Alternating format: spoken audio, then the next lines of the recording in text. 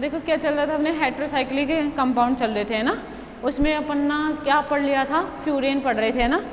मैंने फ्यूरेन की आप लोगों की स्ट्रक्चर बताई थी, उसकी एरोमेटिसिटी बताई थी कि उसमें किस तरीके से एरोमेटिक गुण होते हैं। क्लियर ये वाली बात है, ठीक है। देखो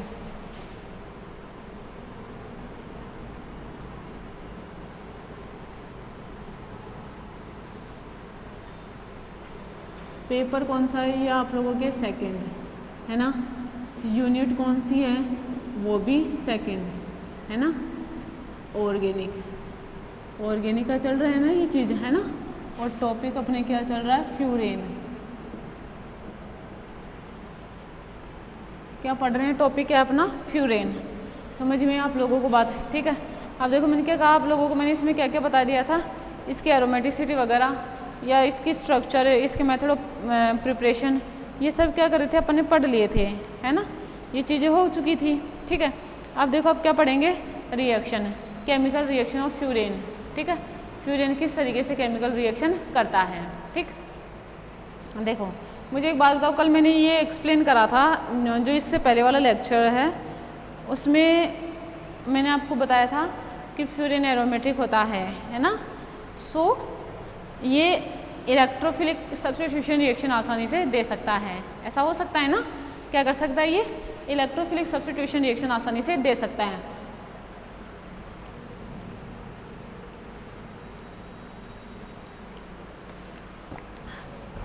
और बिल्कुल ऐसा होता है, ये इलेक्ट्रोफिलिक सब्स्टिट्यूशन रिएक्शन देता भी है। क्लियर क्या। तो देखो आज का अपना हेडिंग क्या है, केमिकल फ्यूरेन में अपन क्या पढ़ेंगे, केमिकल रिएक्शन ऑफ फ्यूरेन, ठीक है। केमिकल रिएक्शन ऑफ फ्यूरेन, समझ में आप लोगों को बात क्या है, केमिकल रिएक्शन इसकी, ठीक है। देखो इसमें अब देखो सबसे पहले तो जो इसकी रेजोनेटिंग स्ट्रक्चर बनाई थी कल है ना, देखना जरा इस तरीके से रेजोनेटिंग स्ट्रक्चर बनाई थी। ये चीज़ मैं बना रही हूँ है ना, आप लोगों को कॉपी में है ना, कॉपी खोल के देखो।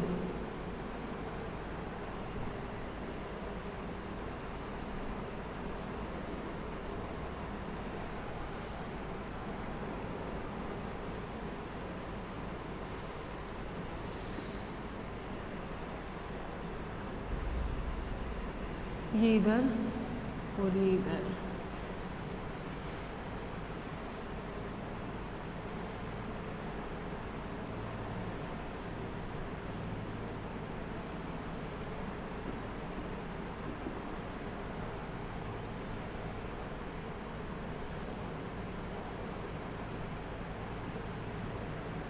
ठीक है।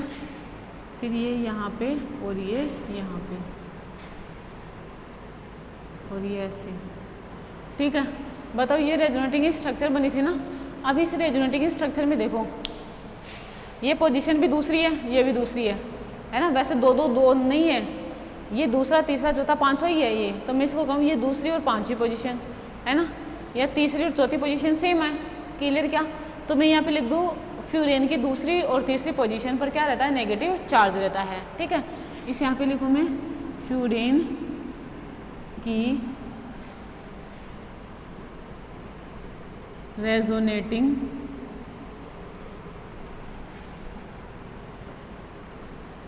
स्ट्रक्चर से स्पष्ट होता है कि इसकी पोजीशन नंबर 2 व पोजीशन नंबर 3 पर नेगेटिव चार्ज डेंसिटी पाई जाती है। क्या पाई जाता है, नेगेटिव चार्ज डेंसिटी पाई जाती है। अतः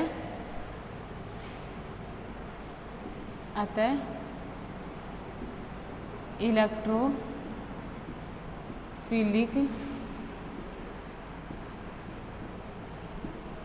सब्स्टिट्यूशन रिएक्शन, अतः इलेक्ट्रोफिलिक सब्स्टिट्यूशन रिएक्शन में इलेक्ट्रोफाइल का अटैक, इलेक्ट्रोफाइल का attack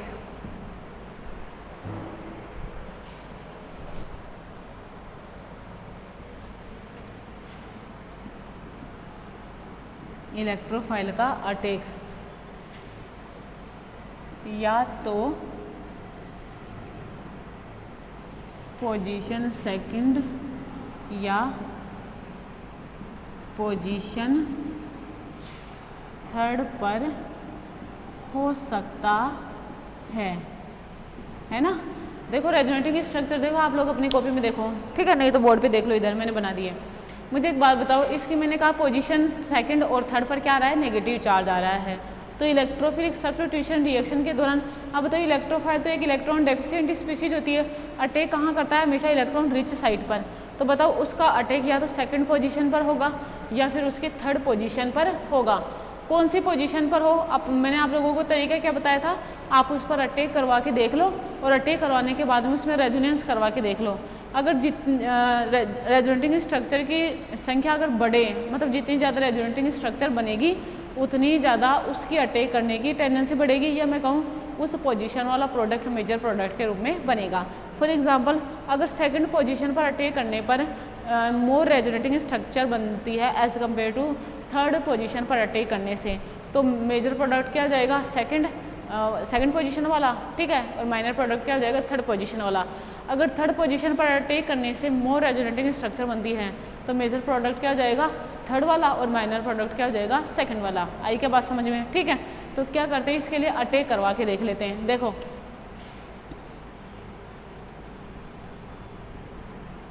electrophilic attack eight second position, है ना, या पोजीशन सेकंड, ठीक है। देखो इधर इसमें जैसे ये लिया, ये है फ्यूरेन, ये इलेक्ट्रोफाइल, ये सेकंड है ना, तो देखो ये इधर से इधर आए तो ये अटैक करा तो देखो इधर ये H और ये E और ये प्लस और ये ऐसे, समझे। अब देखो ये एलाइलिक जैसा लग रहा है ना कार्बोकेटाइन, तो इसको इधर ये एरो, इधर देखो ये प्लस ये H और ये E, समझ में आप लोगों को बात, ये इधर तो रेजोनेटिंग स्ट्रक्चर देखो, ये H और ये इलेक्ट्रोफाइल, समझे मेरी बात, और ये प्लस, बात क्लियर क्या, इस तरीके से है, ठीक है। देखो कितनी रेजोनेटिंग स्ट्रक्चर बनी, 3 रेजोनेटिंग स्ट्रक्चर बनी हैं। जब इलेक्ट्रोफाइल का सेकंड पोजीशन पर क्या हो, अटैक हो, इलेक्ट्रोफिलिक अटैक हो, तो कितनी रेजोनेटिंग स्ट्रक्चर बनेगी, 3 बनेगी, ठीक है। अब पोजीशन थर्ड पर भी करवा के देख लेते हैं, ठीक है। तो यहाँ पे लिखूँ मैं,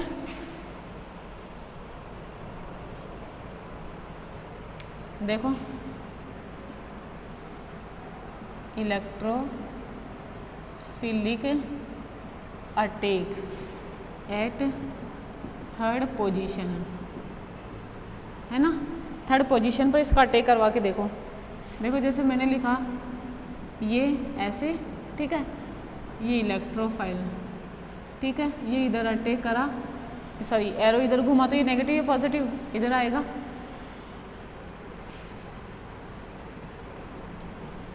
ये ऐसे, ये ऐसे, ये ऐसे, ये प्लस, है ना। अब देखो ये इधर जाए, रेजोनेटिंग स्ट्रक्चर देखना, ऑक्सीजन प्लस H और ये इलेक्ट्रोफाइल, बताओ ये प्लस चार्ज आएगा क्या, ठीक है। कितनी रेजोनेटिंग स्ट्रक्चर बनी, 2 रेजोनेटिंग स्ट्रक्चर। तो बताओ जो फेवरेबल अटैक है ना, इलेक्ट्रोफाइल का जो अटैक है, ठीक है, या तो सेकंड पोजीशन पर होएगा या फिर थर्ड पोजीशन पर होएगा। बताओ ज़्यादा फेवरेबल कौन है, सेकंड वाला, और कम फेवरेबल कौन है, थर्ड वाला। आई क्या बात समझ में, इस तरीके से करवा के देखा जाता है, ठीक है। तो मैं यहाँ पे एक स्टेटमेंट लिख दूँ,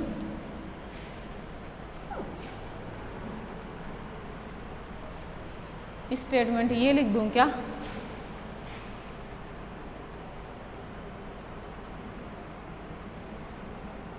इलेक्ट्रोफिलिक इलेक्ट्रोफिलिक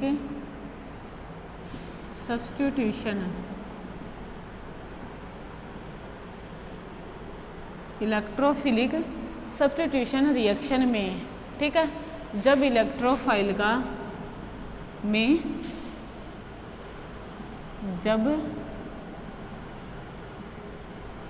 इलेक्ट्रोफाइल का attack second position,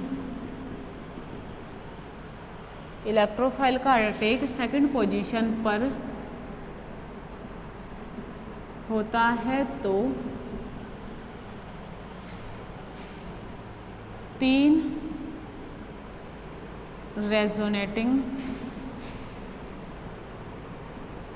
resonating structure बनती है, जबकि इलेक्ट्रोफाइल का अटैक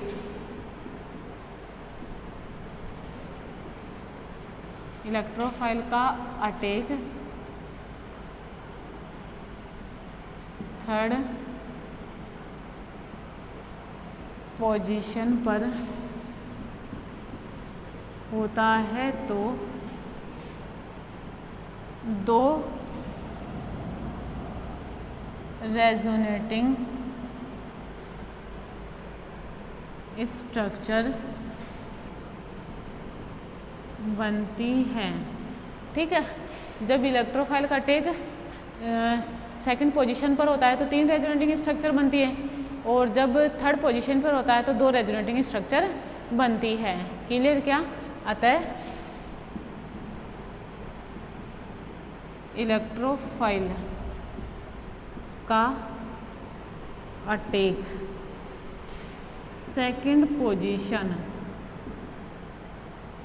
है ना, सेकंड पोजीशन पर ज़्यादा फेवरेबल है, ठीक है। ज़्यादा फेवरेबल कहाँ है? सेकंड पोजीशन पर, थर्ड पर नहीं। तो अब जब भी अपन इलेक्ट्रोफिलिक सब्स्टिट्यूशन रिएक्शन पढ़ेंगे इसमें, तो वो किसकी पढ़ेंगे? हमेशा इसकी सेकंड पोजीशन की पढ़ेंगे। ऐसा नहीं होता थर्ड पोजीशन पर होता नहीं है, होता तो है, लेकिन ज़्यादा फेवरेबल कंडीशन कौन सी है इसकी? ज़्यादा फेवरेबल साइट कौन सी है? दूसरी, ठीक है। सेकंड पोजीशन पर अटैक होएगा और कोई भी product by the electrophilic substitution reaction बनेगा। क्लियर ये चीज़? ठीक है। देखो अब 1 बाय 1 पढ़ेंगे इसकी।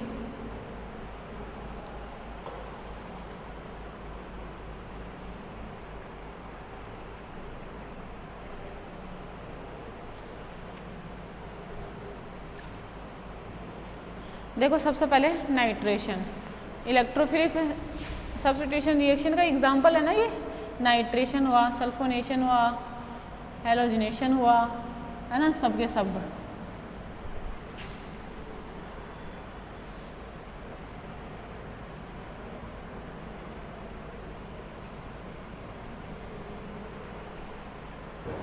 देखो पहला लिखो नाइट्रेशन, नाइट्रीकरण, है ना। बताओ नाइट्रिक कारक जो एजेंट होते हैं नाइट्रेशन के लिए वो कौन से होते हैं? Concentrate H2SO4 plus concentrate HNO3, ठीक है। क्या होते हैं? कंसंट्रेट H2SO4 और कंसंट्रेट HNO3। क्लियर क्या ये वाली बात? ठीक है। देखो समझना, रिएक्शन मैंने लिखी ये ऐसे, प्लस लिखा mixture of concentrate H2SO4 plus concentrate HNO3, ठीक है। तो प्रोडक्ट क्या बना? ये प्रोडक्ट बना NO2, बोले तो 2-नाइट्रोफ्यूरेन। क्या बना? प्रोडक्ट क्या बन गया? 2-नाइट्रोफ्यूरेन। क्लियर क्या मेरी बात? समझ में आप लोगों को? इस तरीके से, ठीक है। अब देखो ये जो नाइट्रोफ्यूरेन बना है ना, इधर देखो नॉर्मल तो अपन ये लेते हैं, ठीक है।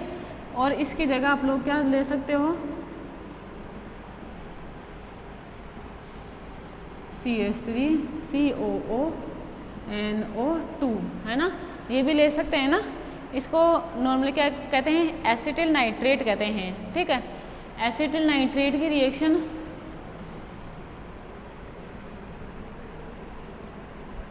एसिटिल नाइट्रेट, अब इसकी रिएक्शन फ्यूरेन से करवाई तो वही बनेगा NO2, क्या लिखूं, 2-नाइट्रोफ्यूरेन,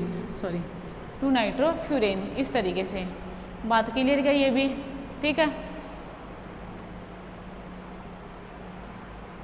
ठीक है।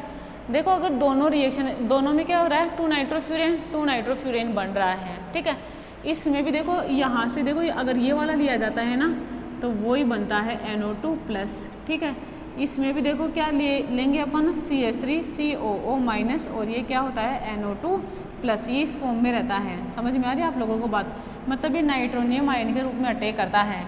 जो फ्यूरेन के नाइट्रेशन में सूटेबल रिएक्शन है वो ये वाली यूज ली जाती है, ये वाली यूज नहीं ली जाती है। समझ में आ रही, क्योंकि अपने माइंड में तो यही चलता रहता है ना कि अपन नाइट्रिक क्या लेते हैं, ये कंसनट्रेट H2SO और कंसनट्रेट HNO3 लेते हैं, उनको मिलाते हैं तो NO2+ बनता है। NO2+ का इलेक्ट्रोफिलिक अटैक होता है और इलेक्ट्रोफिलिक अटैक से नाइट्रोफ्यूरेन का निर्माण हो जाएगा, ठीक है। नॉर्मली देखो जो और प्रोडक्ट होते हैं जैसे फिनोल का, बेंजीन का, इनका नाइट्रेशन करवाते हैं तो ऐसा इनको ले सकते हैं, लेकिन फ्यूरेन के नाइट्रेशन में इनका उपयोग नहीं किया जाता है, क्योंकि यहाँ पे क्या हो जाती है, पॉलीमराइजेशन रिएक्शन संपन्न होती है, ठीक है। ड्यू टू,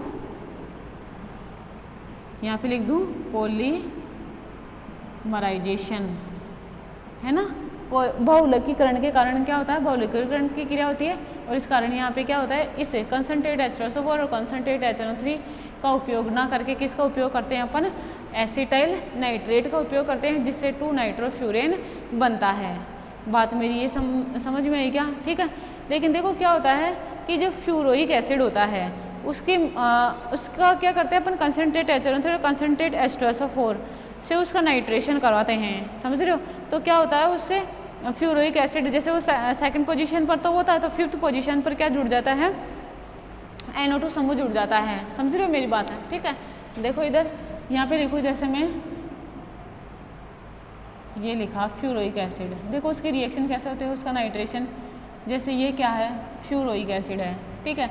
अब ये तो क्या करेगा, देखो अकेले फ्यूरेन की रिएक्शन नहीं होगी, लेकिन फ्यूरोइक एसिड की रिएक्शन हो सकती है। देखो लिखा concentrate HNO3 plus concentrate H2SO4, ठीक है। इसके प्रेजेंस में इसकी रिएक्शन करवाई तो इधर देखो प्रोडक्ट क्या बनेगा, ये बनेगा COOH और ये NO2। आई क्या बात समझ में, इसे क्या कहते हैं, 2-नाइट्रोफ्यूरोइक एसिड। क्लियर ये वाली बात। मुझे एक बात बताओ, अपने को सिर्फ नाइट्रोफ्यूरेन चाहिए तो इसको तो अपन रिमूव कर सकते हैं ना, डिकार्बोक्सिलेशन कल ही करी थी, है ना, कॉपर डस्ट और क्यूनोलिन, ठीक है। ये लेते हैं अपन क्यूनोलिन, तो देखो क्या होता है, CO2 बाहर निकल जाता है, मतलब डिकार्बोक्सिलेशन। आई क्या बात समझ में, ये ऐसे, सॉरी, और ये ऐसे क्या बना, 2-नाइट्रोफ्यूरेन। यहाँ पर अपन इसे यूज ले सकते हैं, लेकिन इस रिएक्शन में इसे यूज नहीं लेंगे। आप लोग इस बात का ध्यान रखोगे, ठीक है। ऐसा नहीं है कि सबके नाइट्रेशन के लिए अपन जो नाइट्रेटिंग एजेंट होते हैं वो कंसनट्रेट H2SO4 और कंसनट्रेट HNO3 ही हो, लेकिन फ्यूरेन में नहीं लेते हैं, क्योंकि फ्यूरेन क्या करता है, बहुलकीकरण की क्रिया संपन्न करता है। समझ में आ रही है मेरी बात। डायरेक्ट फ्यूरेन किससे, फ्यूरेन का नाइट्रेशन नाइट्रोफ्यूरेन नहीं बना सकते, लेकिन अगर फ्यूरोइक एसिड लिया जाए तो फ्यूरोइक एसिड से क्या होगा, 2-नाइट्रोफ्यूरोइक एसिड बन जाएगा, जिसका डिकार्बोक्सिलेशन होने से नॉर्मली क्या होते हैं कि 2-नाइट्रोफ्यूरेन का निर्माण हो जाएगा। समझ में मेरी बात, ठीक है। तो इस तरीके से इसके नाइट्रेशन की रिएक्शन ध्यान में रखनी है, ठीक है। तो ये तो हुआ पहला पॉइंट, मतलब पहली रिएक्शन इलेक्ट्रोफिलिक सब्स्टिट्यूशन फ्यूरेन की, है ना।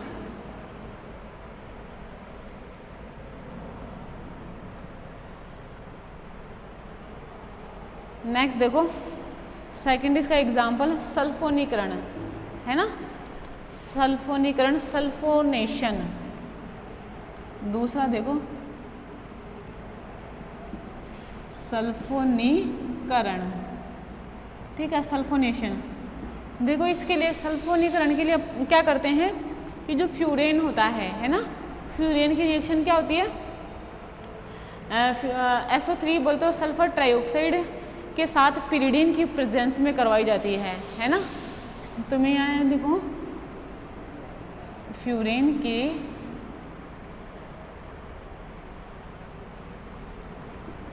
सल्फोनेशन के लिए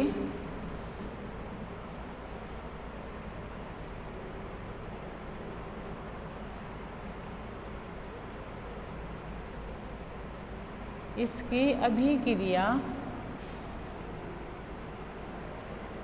सल्फर ट्राइऑक्साइड से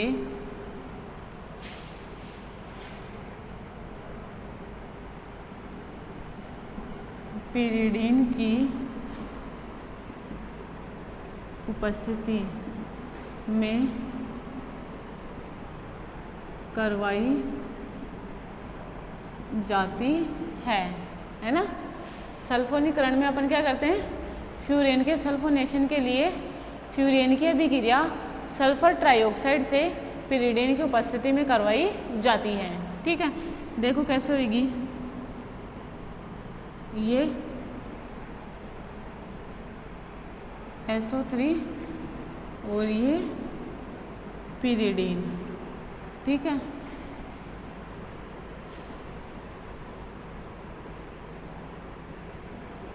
SO3H, ठीक है। ये बन जाएगा फ्यूरेन 2 सल्फोनिक एसिड, ठीक है। क्या बन गया, फ्यूरेन 2 सल्फोनिक एसिड, ठीक है। देखो कैसे होती है रिएक्शन, इधर देखो,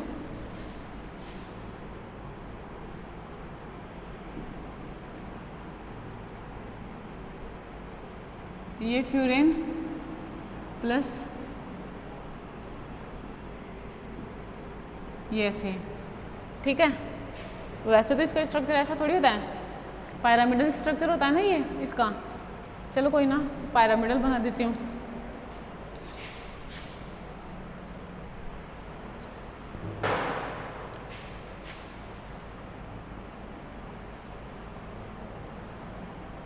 देखो ये इधर, फिर ये अटैक करा और ये ऐसे गया, देखो क्या बनेगा,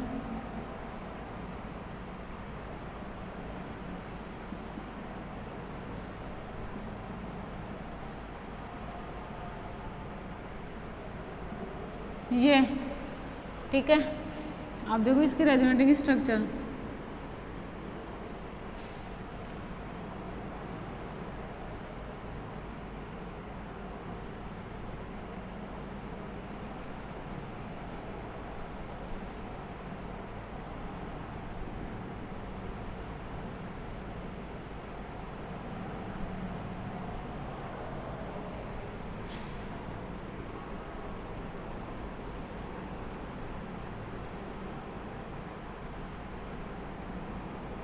ठीक है। क्लियर क्या, ये वाली चीज़, ये क्या बन गई, इसकी रेजोनेटिंग स्ट्रक्चर बन गई, है ना। रेजोनेटिंग स्ट्रक्चर है ना। अब आगे देखो इसमें, ये इधर से इधर जाए तो ये रेजोनेटिंग स्ट्रक्चर का एरो है और ये इसका है, ध्यान रखना है ना, कहीं पता चले दोनों ही एक साथ बना रहे हो। अब ये H जो निकला वो इस ऑक्सीजन से जुड़ जाएगा, SO3H। क्लियर क्या, ये क्या बन गया, furan 2 sulphonic acid, furan 2 sulphonic acid. आई क्या बात समझ में, ठीक है। इस तरीके से करना है, क्लियर। देखो क्या हुआ, नाइट्रेशन हो गया और सल्फोनेशन हो गया, 2 रिएक्शन कंप्लीट। ठीक है,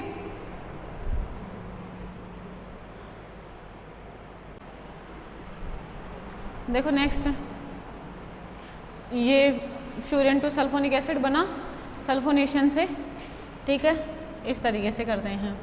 अगर इस अभिक्रिया में है ना, इस रिएक्शन में सल्फोनेशन में, मुझे एक बात बताओ, अगर फ्यूरेन ना हो कि फ्यूरोइक एसिड होता तो पहले फ्यूरिक एसिड का सल्फोनेशन करवा लेते हैं। बोले तो उसे फ्यूरेन टू सल्फोनिक एसिड बनाना हो तो है ना, क्या करते, पहले तो H2SO4 से उसका सल्फोनेशन करवा लेते हैं, है ना, और सल्फोनेशन करा के उसका क्या करा लेते हैं, कॉपर डस्ट की प्रेजेंस में उसका डीकार्बोक्सिलेशन। ठीक है, हीट करते और डीकार्बोक्सिलेशन हो जाता है। ठीक है, देखो लिखो यहाँ में फ्यूरोइक एसिड से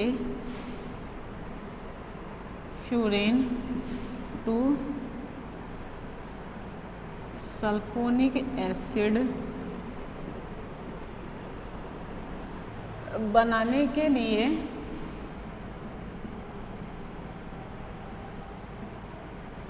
पहले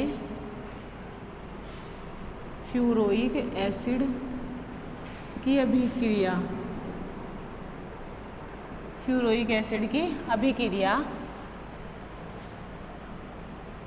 H2SO4 से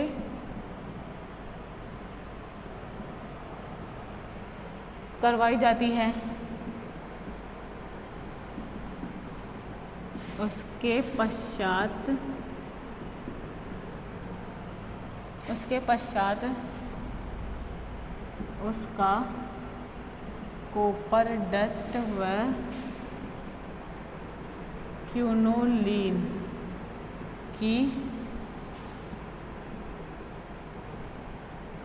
प्रेजेंस में, क्यूनोलीन की प्रेजेंस में डी कार्बोक्सिलेशन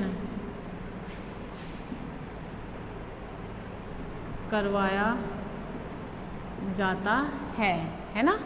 फिर क्या कर लेते हैं अपन, उसका कॉपर डस्ट और क्यूनोलीन की प्रेजेंस में उसका डीकार्बोक्सिलेशन करवाया जाता है। देखो इससे पहले वाले रिएक्शन में तो अपन ने फ्यूरेन से सीधे फ्यूरेन टू सल्फोनिक एसिड बनाया। अब फ्यूरोइक एसिड से फ्यूरेन टू सल्फोनिक एसिड कैसे बनाएंगे कि पहले इसका सल्फोनेशन जो करवाए वो किसके साथ करवा लिया, H2SO4 के साथ करवा लिया। ठीक है, फिर उसके बाद में जो फ्यूरोइक 2,5 सल्फोनिक एसिड जो बना है ना, उसको अपन क्या करते हैं, नॉर्मली कॉपर डस्ट और क्यूनोलीन के साथ अगर हीट करें तो CO2 बाहर निकल जाएगा और finally furan two sulphonic acid बन जाएगा। ठीक है, कैसे, देखो इधर ये प्लस H2SO4 से रिएक्शन ही फ्यूरोइक एसिड है ना, सॉरी ये COOH है ना, फ्यूरोइक एसिड ये हुआ, यहाँ पे देखो COH और यहाँ पे देखो SO3H, ये तो जुड़ जाएगा। समझ में आ रही है आप लोगों को बात, है क्लियर, ये जुड़ गया। ठीक है, अब देखो इसमें, इसको मैं लिख दूँ डी कार्बोक्सिलेशन। ठीक है, और ये CO2 बाहर, CO2 बाहर, तो देखो फाइनल प्रोडक्ट बनेगा, सॉरी ये NO2, ओहो सॉरी SO3H। ठीक है, बताओ ये furan two sulphonic acid, clear क्या मेरी बात, इस तरीके से इसको बोलते फ्यूरोइक एसिड से भी अपन फ्यूरेन टू सल्फोनिक एसिड बना सकते हैं। क्लियर, बताओ आई क्या बात समझ में। नेक्स्ट देखो हेलोजिनेशन। ठीक है, तीसरी रिएक्शन देखो हेलोजिनेशन, है ना, हेलोजनीकरण। देखो हेलोजनीकरण का मतलब क्या होता है, फ्यूरेन रिंग पर क्लोरीन ब्रोमीन इनका जुड़ना क्या कहलाता है, हेलोजनीकरण कहलाता है। ठीक है, देखो क्या होता है, फ्यूरेन को जब हेलोजनों के साथ अभिक्रिया करवाई जाती है और नॉर्मल कंडीशन में करवाई जाती है, ठीक है, तो हेलोजन मतलब शीघ्रता से क्या होते हैं, फ्यूरेन रिंग पे जुड़ जाते हैं। और ये तो पता ही है पोजीशन कौन सी होगी, सेकंड पोजीशन होगी या तो फिर थर्ड पोजीशन होगी। बात समझ में आ रही है? उसका बहुलकीकरण रिएक्शन प्रोसीड होती है, समझ में आ रही है। लेकिन अगर फ्यूरिक एसिड का हेलोजनेशन करवाया जाए और उसके डिकार्बोक्सिलेशन से हेलोफ्यूरेन बनाया जाए तो वो रिएक्शन आसानी से बन जाती है और स्टेबल भी रहती है। समझ रहे हो आप लोग मेरी बात है? ठीक है, तो यहाँ पे मैं लिखूँ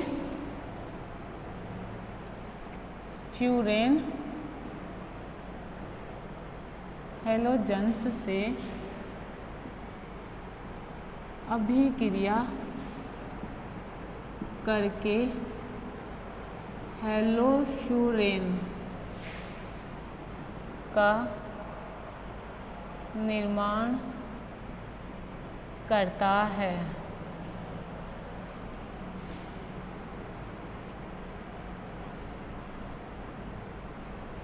अभिक्रिया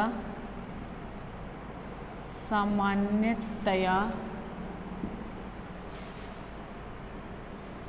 कमरे के ताप पर ही संपन्न हो जाती है ना? कमरे के ताप पर ही संपन्न हो जाती है। अतः फ्यूरेन पॉलीमराइजेशन अभिक्रिया देता है। अतः हेलोफ्यूरेन बनाने के लिए फ्यूरोइक एसिड का हेलोजनेशन करवाया जाता है तथा उसके डिकार्बोक्सिलेशन द्वारा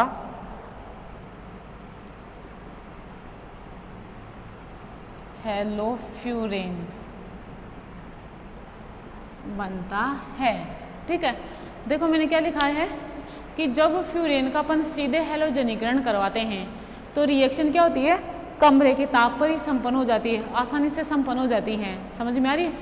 और खुद फ्यूरेन क्या करता है, पॉलीमराइजेशन रिएक्शन शो करता है। ठीक है, जब उनकी रिएक्शन कमरे के ताप पर बोलते सीधे हेलोजनों से करवाई जाती है ना, तो और फ्यूरेन तो बनता नहीं है और फ्यूरेन क्या करता है, पॉलीमराइजेशन रिएक्शन प्रोसीड करता है ना, पॉलीमराइजेशन अभिक्रिया प्रदर्शित करता है।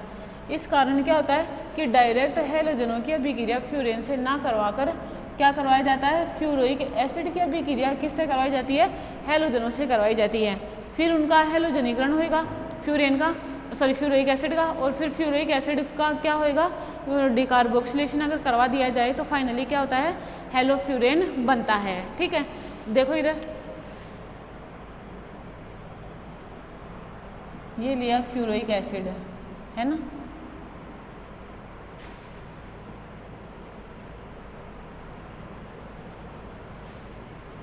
अब देखो इसकी रिएक्शन X2 हेलोजनेशन करवाया,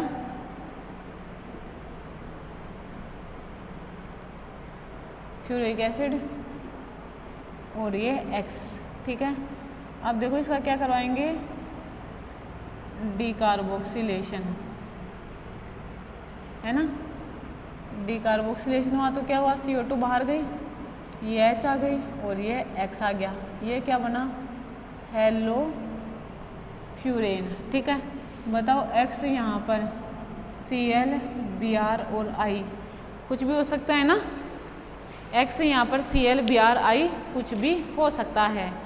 आई क्या मेरी बात समझ में? ठीक है, और बताओ डिकार्बोक्सिलेशन अपन किसके प्रेजेंस में करवाते हैं, कॉपर डस्ट और क्यूनोलिन की प्रेजेंस में। ठीक है, डिकार्बोक्सिलेशन किसकी प्रेजेंस में करवाते हैं, Cu डस्ट और क्यूनोलिन। ठीक है, नॉर्मली इस तरीके की रिएक्शन होती है। ठीक है, ये क्या है, हेलोजिनेशन ऑफ फ्यूरेन, ये तरीका। अब चाहो तो यहाँ पे X की जगह Cl हो तो क्या कहेंगे क्लोरोफ्यूरेन, अगर Br हो तो क्या कहेंगे ब्रोमोफ्यूरेन। समझ में आ रही है आप लोगों को बात है, क्लियर क्या? ठीक है। अब देखो फ्यूरेन से क्या होते हैं अपन आयोडोफ्यूरेन या फिर ब्रोमोफ्यूरेन बनाने के लिए क्या करते हैं कि इसकी रिएक्शन HgCl2 के साथ करवाई जाती है ना। फ्यूरेन की रिएक्शन सबसे पहले सोडियम एसीटेट की प्रेजेंस में किसके साथ करवाएंगे HgCl2 के साथ है, ठीक है। फिर उससे क्या होगा फ्यूरेन मरकरी का किस पर एडिशन होएगा फ्यूरेन पर, और 2 क्लोरो मर्क्यूरोफ्यूरेन बनेगा। समझ में आ रही? जिसकी फिर I2 के साथ रिएक्शन करवाई जाए तो 2 आयोडोफ्यूरेन का निर्माण होता है। एक ये मेथड भी है हेलोजनीकरण का फ्यूरेन वलय को, ठीक है। फ्यूरेन वलय पर अपन किस तरीके से हेलोजन जोड़े, ये देखो इधर, जैसे अगर फ्यूरेन की रिएक्शन, देखो पहले रिएक्शन लिख लूँ, इधर देखना, फ्यूरेन है ये, ठीक, इसकी रिएक्शन HgCl2 और सोडियम एसीटेट की प्रेजेंस में करवाई तो 2 फ्यूरेन 2 क्लोरो मर्क्यूरोफ्यूरेन बनता है ना। फ्यूरेन किसका निर्माण करेगा ये HgCl का, ठीक है। इसे क्या कहेंगे अपन 2 क्लोरो मर्क्यूरोफ्यूरेन है ना, 2 क्लोरो मर्क्यूरोफ्यूरेन। समझ में मेरी बात, ठीक है, उसका निर्माण हुआ। अब इसकी रिएक्शन अगर I2 के साथ करवा दी जाए है ना, तो देखो ये बनेगा यहाँ पे H और ये I, क्या लिखो इसे 2 आयोडो फ्यूरेन। आई क्या बात समझ में? इस तरीके से भी क्या होते हैं अपन इसका हेलोजनीकरण करवा सकते हैं और 2 आयोडोफ्यूरेन बना सकते हैं, किससे मर्क्यूरोफ्यूरेन से। क्लियर क्या ये वाली बात है, ठीक है। नेक्स्ट देखो, अगर फ्यूरेन की अभिक्रिया लगभग 400 से 450 केल्विन टेम्परेचर पर या तो क्लोरीन के साथ करवाई जाए या फिर डाइऑक्सेन मीडिया में 273 केल्विन टेम्परेचर पर ब्रोमीन के साथ करवाई जाए तो क्या होता है क्लोरोफ्यूरेन और ब्रोमोफ्यूरेन बनता है, ठीक है। देखना जरा, देखो देखो इधर, ये फ्यूरेन ले लूँ मैं यहाँ पे, ये फ्यूरेन, ठीक है। देखो इसकी पहली रिएक्शन तो ये Cl2 के साथ कराओ प्लस 473 केल्विन टेम्परेचर, सॉरी कितना बताया था 400 से 450 के बीच में, तो मैं ले लूँ यहाँ पे 420 केल्विन है ना। ये इधर देखो ये Br2 और ये 273 केल्विन टेम्परेचर। तो देखो इसकी प्रेजेंस में तो देखो प्रोडक्ट जो बनेगा वो ये और ये Br, इसे क्या कहेंगे 2 ब्रोमोफ्यूरेन, ठीक। इसकी प्रेजेंस में जो प्रोडक्ट बने वो देखो ये बना एक तो Cl प्लस ये बना Cl और ये Cl, ठीक है। इसे क्या कहेंगे 2 क्लोरोफ्यूरेन, इसे क्या कहेंगे 2,5 डाई क्लोरोफ्यूरेन। आई क्या बात समझ में? ऊपर वाले में तो मिक्सचर बनेगा और नीचे वाले में सिर्फ 2 ब्रोमोफ्यूरेन बनेगा, ठीक है। तो लिख सकते हैं ना इसके लिए स्टेटमेंट कि जब फ्यूरेन की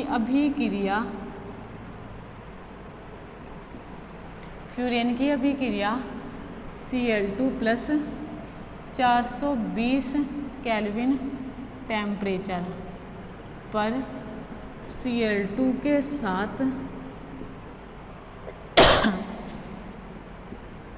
करवाई जाती है तो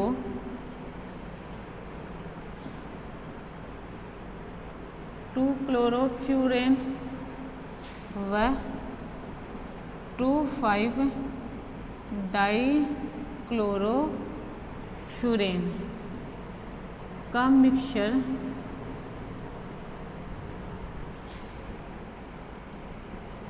बनता है, ठीक है, क्लियर।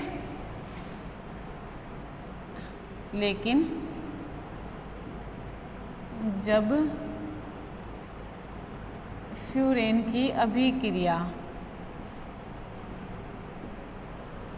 फ्यूरेन की अभिक्रिया 273 केल्विन टेम्परेचर पर Br2 के साथ करवाई जाती है तो केवल 2 ब्रोमोफ्यूरेन बनता है। ठीक है, दोनों चीज़ों को ध्यान में रखोगे। और देखो ये कंडीशन अप्लाई करने पर ही देखो चेंज हो रहा है। एक में तो मिक्सचर मिल रहा है ना, और एक में सिर्फ 2 ब्रोमोफ्यूरेन। क्लोरीन में तो देखो 2 क्लोरोफ्यूरेन और 2,5 डाइक्लोरोफ्यूरेन का मिक्सचर बनता है ना। और इसमें क्या होता है, सिर्फ 2 क्लोरोफ्यूरेन ही बनता है, सॉरी 2 ब्रोमोफ्यूरेन ही बनता है। क्लियर। अब देखो असाइलेशन किस तरीके से करवाते हैं बताओ। ऐसे जो असाइलेशन है ना, उसमें एसाइल समूह का जुड़ना असाइलेशन। तो बताओ इसके लिए अपन क्या यूज करें, या तो यूज करें एसिड क्लोराइड है ना, या यूज करें acetic anhydride in the presence of Lewis acid. Reaction करेंगे फ्यूरेन के साथ और क्या होएगा, एसाइलेशन रिएक्शन देंगे। ठीक है, 2 एसिटाइल फ्यूरेन बनेगा। क्लियर। तो यहाँ पे मैं लिखूँ एसाइलेशन, नेक्स्ट रिएक्शन एसाइलेशन। ठीक है, क्लियर। ये चीज़ देखा, एसाइलेशन होता क्या है, एडिशन ऑफ एसाइल ग्रुप क्या कहलाता है, acylation. Addition of acyl group क्या कहलाता है, एसाइलेशन कहलाता है। ठीक है, अब देखो यहाँ पे लिखूँ मैं एसाइलेशन के लिए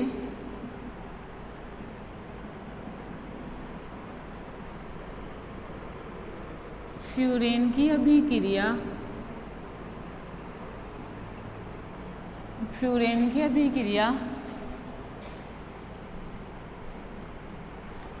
एसाइलेशन के लिए फ्यूरेन की अभिक्रिया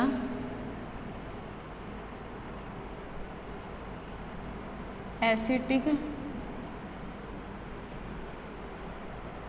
एनहाइड्राइड के साथ किसी ल्यूविस एसिड की प्रेजेंस में करवाई जाती है ना। तो 2 एसिटिल फ्यूरेन बनता है ना। देखो रिएक्शन देखना, ये फ्यूरेन है ना। अब देखो CH3CO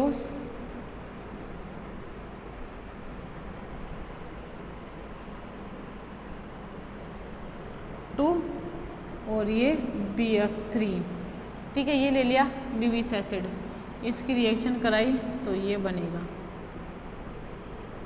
C double bond O CH3 plus CH3COOH। क्या नाम है इसका, 2 एसिटाइल फ्यूरेन। क्लियर ये वाली बात। ठीक है, ये चीज़ है, इस तरीके से ये बनेगा। आप लोगों को ये बात ध्यान में रखनी है। ठीक है, ध्यान में तो देखो जो सारा पढ़ रहे हैं वो सारा ही ध्यान में रखना है। ठीक है, नेक्स्ट देखो फॉर्माइलेशन। ठीक है, और फॉर्माइलेशन में भी अपन क्या पढ़ते हैं, गाटरमान रिएक्शन। ठीक है, गाटरमान रिएक्शन बताओ, HCl plus HCN in the presence of dry ZnCl2 addition of CHO group at position 2 of furane ring। ठीक है, गाटरमान रिएक्शन यही होती है ना। गाटरमान रिएक्शन में क्या करेंगे अपन, फॉर्माइलेशन का एग्जाम्पल है ना, लिखूँ मैं फॉर्माइलेशन रिएक्शन, है ना, फॉर्माइलेशन रिएक्शन किसकी, फ्यूरेन की, ठीक है, फॉर्माइलेशन रिएक्शन ऑफ फ्यूरेन, ठीक है, लिख सकते हो आप लोग। ये इसका नाम देखो लिख देती हूँ मैं, ऑफ फ्यूरेन, ठीक है। या इस रिएक्शन का नाम क्या है, गाटरमान रिएक्शन, ठीक है, गाटरमान रिएक्शन, ठीक है। देखो इसके लिए जो रिएजेंट होता है, रिएजेंट क्या यूज करते हैं अपन, HCN HCl, ठीक है, HCN प्लस HCl ड्राई या सॉरी एनहाइड्रस लेते हैं ना, निर्जल एनहाइड्रस ZnCl2, इसके प्रेजेंस में क्या होती है, रिएक्शन करवाई जाती है, जिससे उसका क्या हो जाता है, फॉर्माइलेशन हो जाता है। क्लियर क्या, देखो कैसे लिखी जाती है, ये ऐसे प्लस HCN प्लस HCl, ठीक है, क्लियर ये वाली बात। ये निर्जल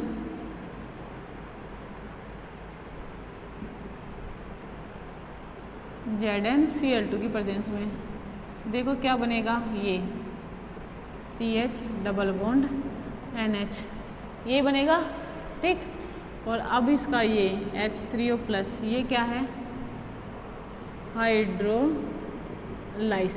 ठीक है, हाइड्रोलाइसिस हुआ तो ये यहाँ से टूटेगा bond CH double bond O, clear क्या, ये क्या हो जाएगा इसका फॉर्माइलेशन। इसे क्या कहते हैं अपन, परफ्यूरेल भी कहते हैं, या फ्यूरेन टू एल्डिहाइड लिख सकते हो। क्या लिखो इसमें, फ्यूरेन टू एल्डिहाइड, नाम क्या हो जाएगा इसका, फ्यूरेन टू एल्डिहाइड। ये इसका नाम क्या हो जाएगा, परफ्यूरेल, है ना, इसका नाम क्या है दूसरा, परफ्यूरेल। बताओ कर सकते हो इस तरीके से, ठीक है। तो इस तरीके से करना है। मैकेनिज्म देखो आप लोगों को लिखना बता ही रखी है कि पहले ये इस तरीके से ये ऐसे होएगा, है ना, फिर ये यहाँ पे HCl की रिएक्शन होगी ना, तो ये माइनस और ये प्लस, तो ये प्लस इधर जुड़ जाएगा, माइनस इधर जुड़ जाएगा, तो क्या बनेगा H, ये डबल बॉन्ड H और ये Cl। फिर इसकी रिएक्शन फ्यूरेन के साथ करवाई जाती है ना, ये इधर जाएगा, ये इधर, ये ऐसा बाहर निकला, है ना, फिर ऐसे ये वाला बनेगा प्रोडक्ट, ये प्लस ये HCH डबल बॉन्ड NH और ये प्लस चार्ज और ये बॉन्ड, ठीक है। फिर इसमें से ये निकला और H प्लस बाहर गया, और एरोमेटिसिटी थोड़ी ख़राब करेंगे इसलिए H प्लस को तो जाना ही है, ये H, ठीक है। आगे देखो उसका हाइड्रोलाइसिस करवा रखा है ना, तो वो रिएक्शन जो ये इससे पहले की वो ये है, आप लोगों को इस तरीके से करना आना चाहिए, समझ में मेरी बात, ठीक है। ये है गाटरमान रिएक्शन और क्या है, फॉर्माइलेशन ऑफ फ्यूरेन, ठीक है। किसके द्वारा करते हैं अपन, गाटरमान रिएक्शन द्वारा, ठीक है।